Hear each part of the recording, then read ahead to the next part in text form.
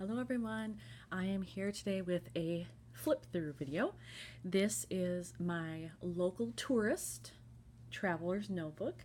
That's what I decided to call it, local tourist, because last summer I decided to do a couple of things that were in my own area but still felt like traveling.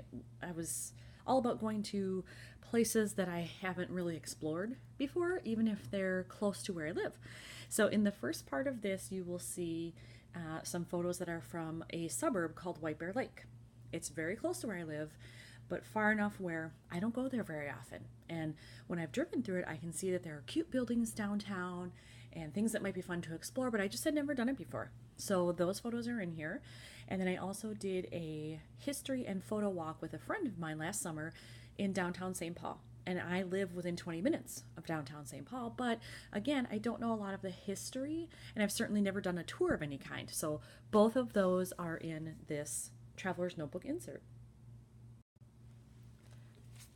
So here's my cover, and this is a Traveler's Notebook that's made by Gossamer Blue. They are no longer in business. They closed their doors, but I had this for a long time and decided I'd use it for this project. I just put a 2017 sticker in there. I had this little black and white striped frame, and I don't remember where I got it. It kind of looks like Felicity Jane, just given the black and white stripes, but I'm not sure that's where it's from, so don't quote me on that. So here's my opening page. It just says local tourist, always take the scenic route. I didn't want to do anything too fancy here, so it's easy to just put a strip of pattern paper, a little colored geotag, that's from Cocoa Daisy, I believe, and then letters, and that's it. Not too bad.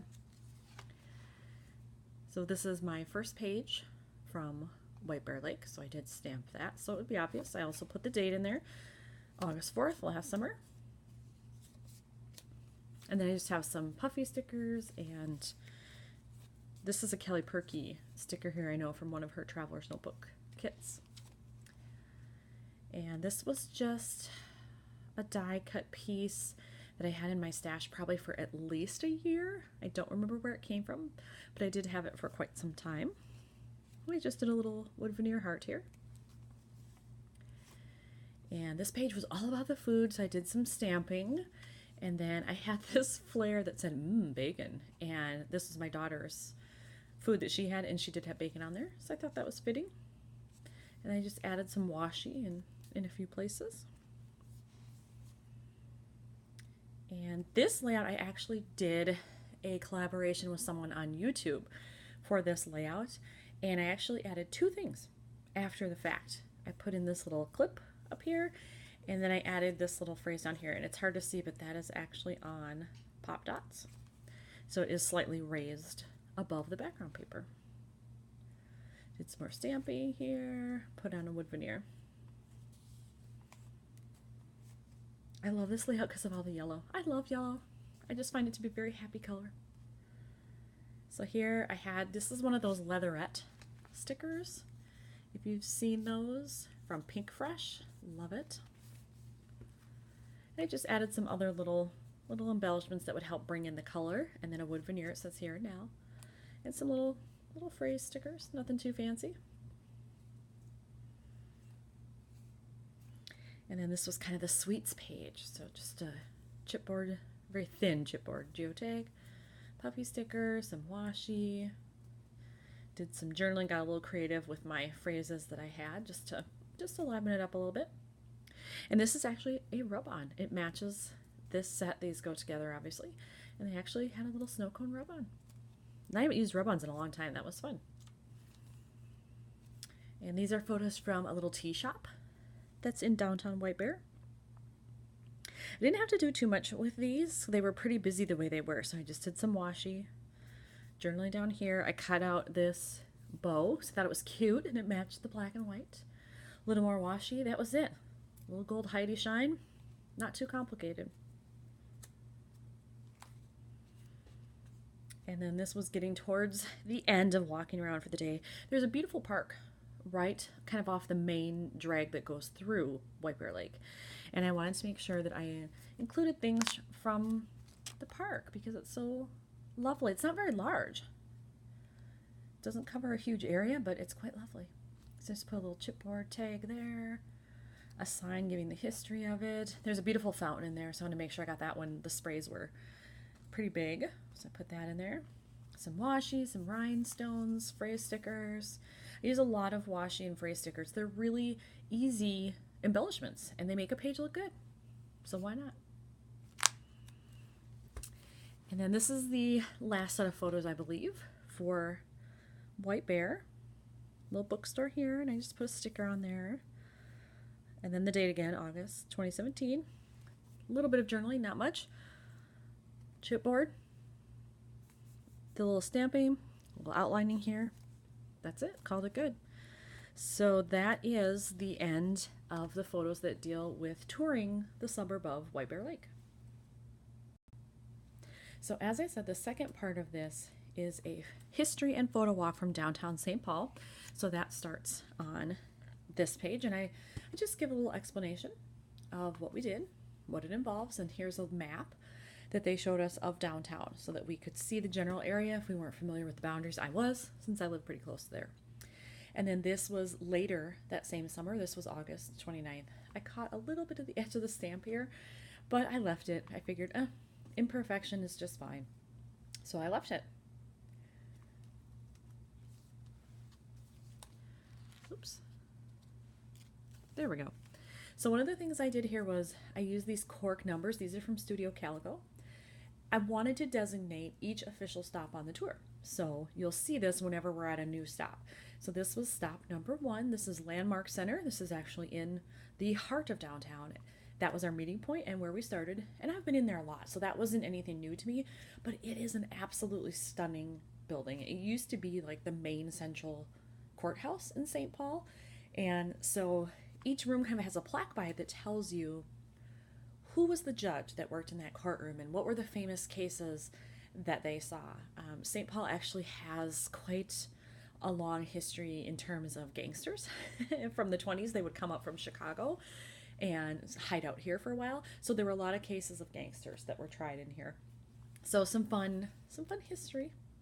So I want to make sure I included that. And then this is just a photo of us walking to our next stop. But I liked the pretty lamppost there. It looked very historic to me. And this was our second stop. We weren't able to go into the church at that time, so we only saw it from the outside. And we got a mini history lesson from our guide, there he is, about it while we were standing across the street. So you can kind of see it in the background here as well.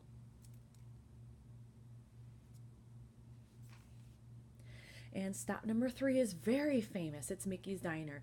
If you've ever seen the Mighty Ducks movies, it's in there.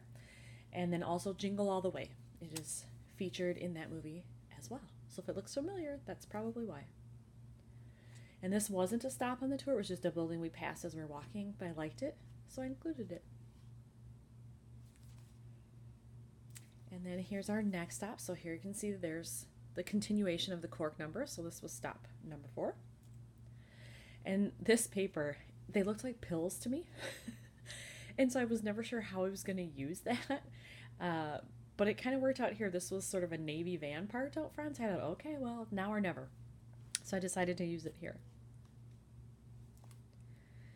And then, again, we were just walking here. These weren't official stops on the tour, but I liked the curved glass of this building and then the curved top of this entryway into the farmer's market area. So I included both of those.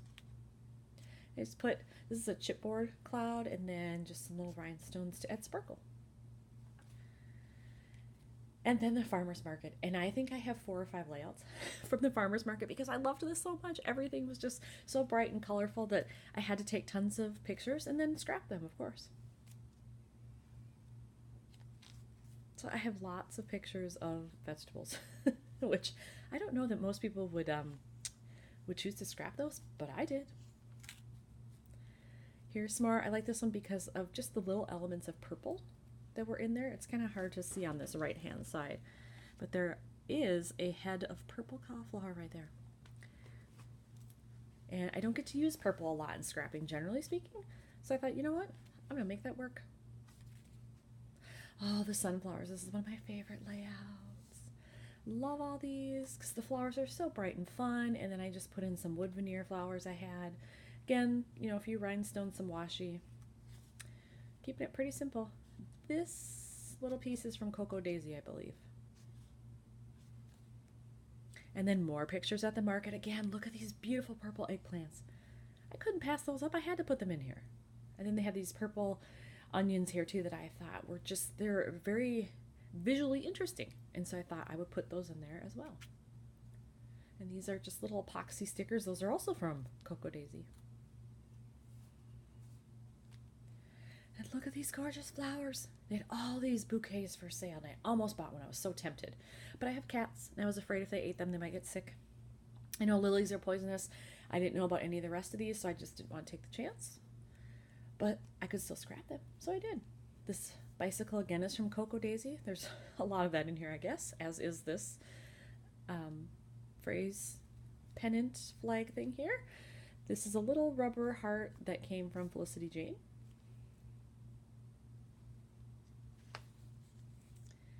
And Park Square Theater, one of my favorite places in downtown St. Paul. They do excellent performances there. I've been there quite a few times, so it was fun to go in and learn some of the history of the theater and the building when I wasn't seeing a show. And that was stop number 6. Here's another little heart from Felicity Jane. And we were lucky enough that even though the theater wasn't technically open, they saw us outside and came out and said, what are you guys doing? And we explained that we're on this tour or whatever, and they said, well, come in and see the lobby. So that wasn't necessarily planned, but it ended up being an extra feature that we were able to do on that tour. So then we were off to our next stops. This was number 7, the Palace Theater, and Candyland, number 8. So this is a family-owned, old-school candy shop. You'll see what it looks like on the inside in just a minute. And then just for anybody who doesn't know, in St. Paul, we have all of these statues from the Peanuts because Charles Schulz, their creator, was from St. Paul originally. So we have these all over town, and Candyland has 2. They have a Lucy and they have a Snoopy.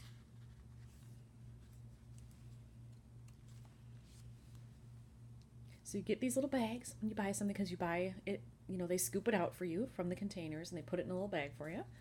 So I did buy something, and I snacked on it the whole rest of the tour. It was awesome. And so here you can kind of see that old-time feel. So I kind of mixed old with new. I had this old bike piece of ephemera that I found, and so I kind of mixed that in because there it says they've been there since 1932. And then I mixed in some more modern things, something new, because I had driven past it but never been in, and I put the little kind of Instagram tag thing there. And there's their official sign that's in the back of the store.